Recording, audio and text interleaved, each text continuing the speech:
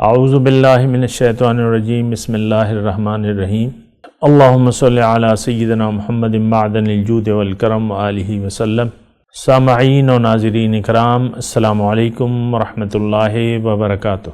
آج کی ہم نشست کا تذکرہ کر رہے ہیں اور اس کا موضوع یہ ہے کہ عبادت کی بنیادی ضرورت ہمیں کیا ہے۔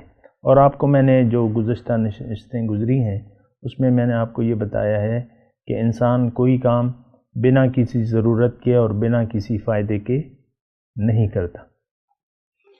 تو اب عبادت میں آپ کو کہہ رہا ہوں، عبادت تو ہماری ضرورت ہے اصل میں روح کی۔ روحانی تقاضے ہمیں پتہ نہیں چلتے، جیسا کہ جسمانی تقاضے ہمیں پتہ چلتے ہیں نا، لیکن روحانی تقاضے ہماری سمجھ میں ہی نہیں آتے، محسوس۔ اس کا احساس جو ہے اللہ تعالیٰ نے کتاب کے ذریعے اور اپنے رسول کے ذریعے ہمیں رسول کو بھجوایا ہے کہ ہمیں عبادت کی ضرورت بتائیں کہ بھئی عبادت تمہاری اشد ضرورت ہے، اور اگر تم نے عبادت نہیں کی تو تم تباہ و برباد ہو جاؤ گے۔ وَقَضَىٰ رَبُّكَ أَلَّا تَعْبُدُوا إِلَّا إِيَّاهُ، قرآن کے الفاظ ہیں۔ تمہارے رب کا قطعی فیصلہ ہے کہ اس کے سوا تم نے کسی کی عبادت نہیں کرنی۔ جس نے دوسری جگہ اللہ تعالیٰ قرآن میں ارشاد فرماتا ہے ان الذین یستکبرون عن عبادتی سیدخلون جہنم داخرین، کہ وہ لوگ جو تکبر کرتے ہیں، ان الذین یستکبرون عن عبادتی، جو میری عبادت سے تکبر اختیار کرتے ہیں تو یہ جہنم میں داخل ہوں گے عن قریب، سیدخلون جہنم داخرین۔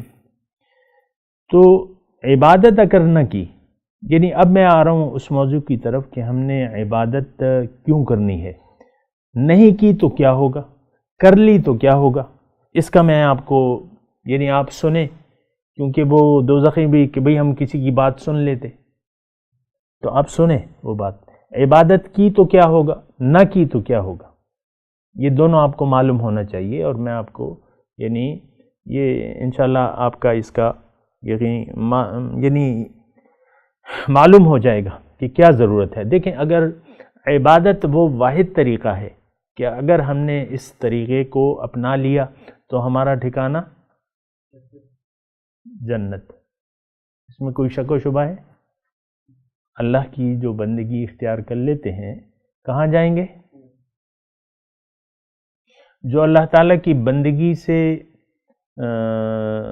اپنے آپ کو یعنی اس کی ضرورت محسوس نہیں کرتے، جو اللہ کی حقیقی بندگی کی ضرورت محسوس نہیں کرتے، کہاں جائیں گے؟ جہنم میں۔ یہ بھی بالکل واضح ہے نا۔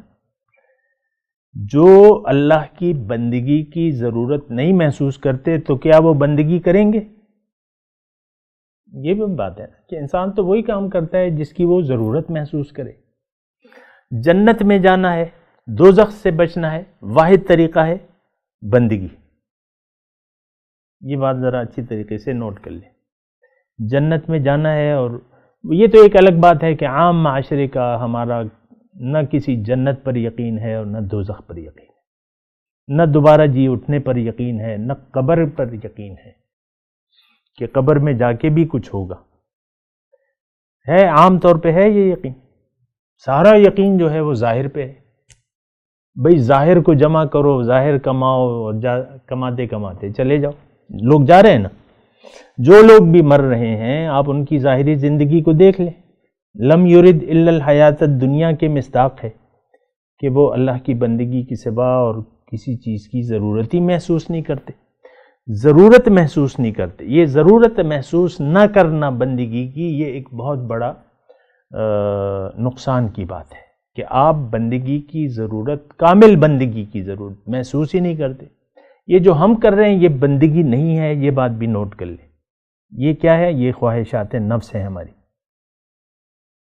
بنا کسی مقصد کے، یعنی بنا کسی مقصد کے تعین کے بغیر دنیا میں بھی آپ جو کام کریں گے وہ خراب ہوگا۔